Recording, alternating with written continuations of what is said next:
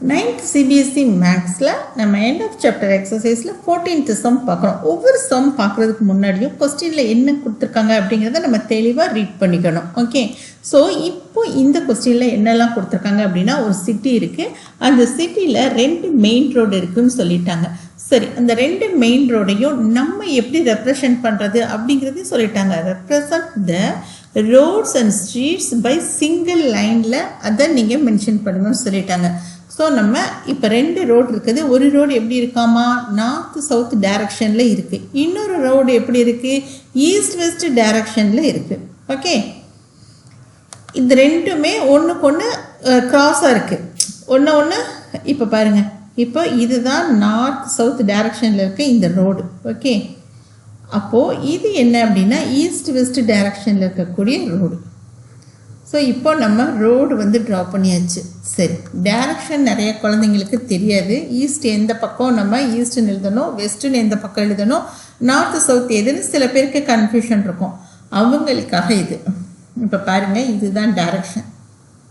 Okay, இப்போது நீங்கள் ஒரு நோட்டில் நீங்கள் எழுதிட்டுருக்கீங்க. இப்போ நான் இந்த நோட்டில் எழுதிட்டுருக்கேன்னா என்னோடய ரைட் ஹேண்ட் சைடுன்றது இந்த டைரக்ஷன் தான், இதுதான் என்னோடய ரைட் ஹேண்ட் சைடு.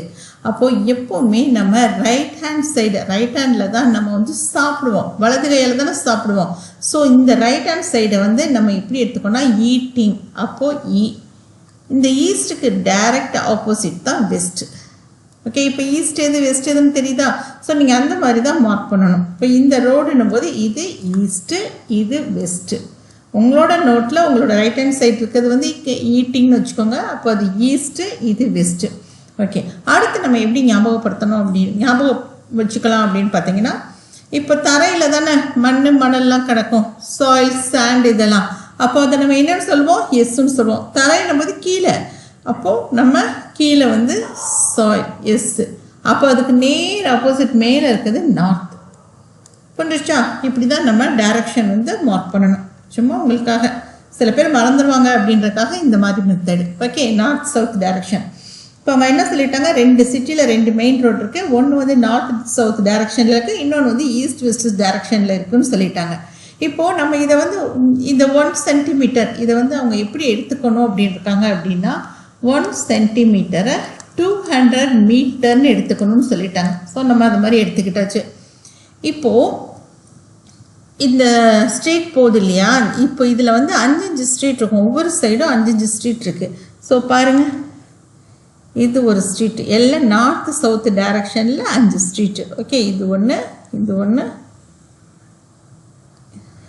இது ஒன்று, இப்போது 5 ஸ்ட்ரீட்டு. ஓகே, இது எந்த டைரக்ஷனில் இருக்குது, நார்த் சவுத் டைரக்ஷனில். ஸோ மொத்தம் 10. இந்த ரோடுக்கு இந்த சைடு 5, இந்த சைடு 5. ஓகே, நம்ம அதை மார்க் பண்ணியாச்சு. அடுத்து ஈஸ்ட் வெஸ்ட் டைரக்ஷனில் 5 ஸ்ட்ரீட் இருக்குன்னு சொல்லிட்டாங்க. ஓகே, அதுதான் இது. ஓகே ஓகே, மேலே 5 இருக்கும், ரோடுக்கு மேலே 5 இருக்கும், ரோடுக்கு கீழே 5 ஸ்ட்ரீட் இருக்கும். ஸோ மொத்தம் 10 ஸ்ட்ரீட்ஸு. நார்த் சவுத் டைரக்ஷனில் 10 ஸ்ட்ரீட்ஸும் ஈஸ்ட் வெஸ்ட் டைரக்ஷனில் 10 ஸ்ட்ரீட்ஸும் இருக்குது.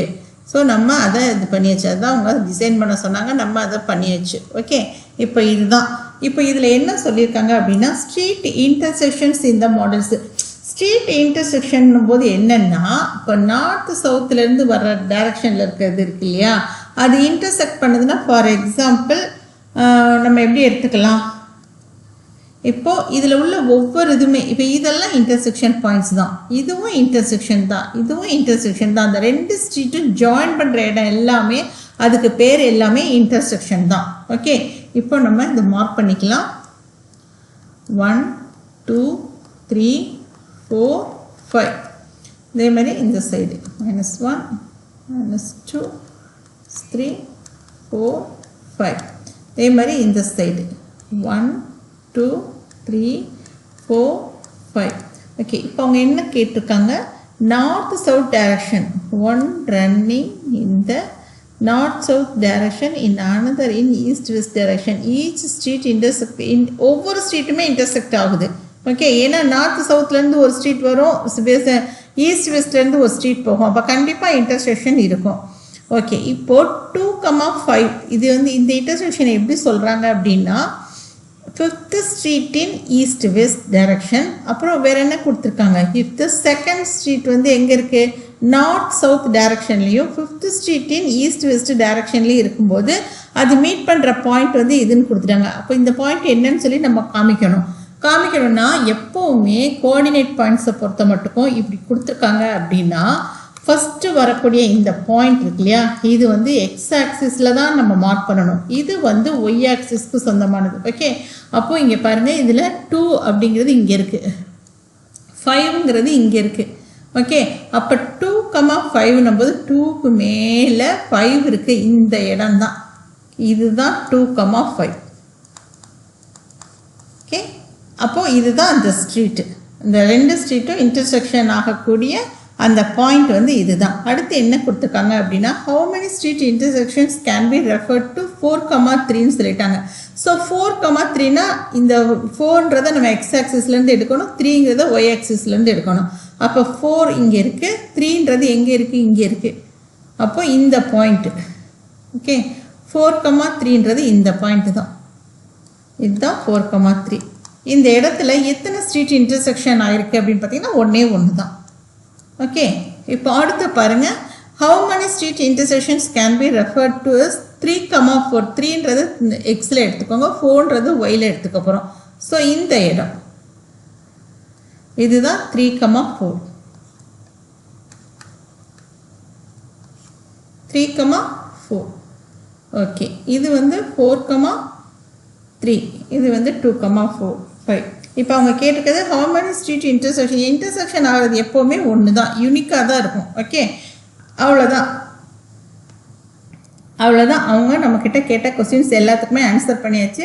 ஈஸ்ட் வெஸ்ட்டில் எத்தனை ஸ்ட்ரீட் இருக்குது அப்படின்னு பார்த்தீங்கன்னா 1 2 3 4 5 6 7 8 9 10. ஓகே, அதே மாதிரி இது வந்து நார்த்து சவுத்தில் உள்ளது. இப்போ ஈஸ்ட் வெஸ்ட்டுக்கு வந்து நம்ம மார்க் பண்ணுறோம். ஈஸ்ட் வெஸ்ட்டில் வந்து எத்தனை ஸ்ட்ரீட் இருக்குது அப்படின்னு பார்த்தீங்கன்னா 1 2 3 மொத்தம் கவுண்டிங். ஓகே, 4 5. ஸோ அவங்க சொன்ன மாதிரி நம்ம 10 ஸ்ட்ரீட்ஸ் வந்து நம்ம ட்ரா பண்ணியிருக்கோமா அப்படின்றது சும்மா ஒரு செக் பண்ணிக்கிறோம், அவ்வளோதான். அந்த ரோடுக்கு மேலே ஒரு 5 ஸ்ட்ரீட்டு, கீழே ஒரு 5 ஸ்ட்ரீட்டு, அதே மாதிரி தான் ஹரிசாண்டல் வைஸாகவும் 10 ஸ்ட்ரீட்ஸ் இருக்கணும், வெர்டிக்கல் வைஸாக 10 ஸ்ட்ரீட்ஸ் இருக்கணும். வெர்டிக்கல் வைஸாக நம்ம ட்ரா பண்ணுறதுக்கு பேர் நார்த் சவுத் டைரக்ஷனில் ட்ரா பண்ணியிருக்கோம். ஹரிசாண்டல் வைஸாக நம்ம ட்ரா பண்ணுறதுக்கு பேர் வந்து ஈஸ்ட் வெஸ்ட் டைரக்ஷனில் நம்ம பண்ணியிருக்கோம்னு அர்த்தம். அவங்க மார்க் பண்ணது எல்லாம் மார்க் பண்ணியாச்சு, மார்க் பண்ண சொன்னது எல்லாம் மார்க் பண்ணிட்டோம். எத்தனை ஸ்ட்ரீட் இன்டர்செக்ஷன் பாயிண்ட்ஸ் எல்லாம் நம்ம மார்க் பண்ணியாச்சு. அவ்வளோதான் இந்த சம். ஓகே, ரொம்ப ஈஸி சம். நம்ம இனி 15th சம் எப்படி செய்கிறது அப்படிங்கிறத நம்ம பார்க்கலாம்.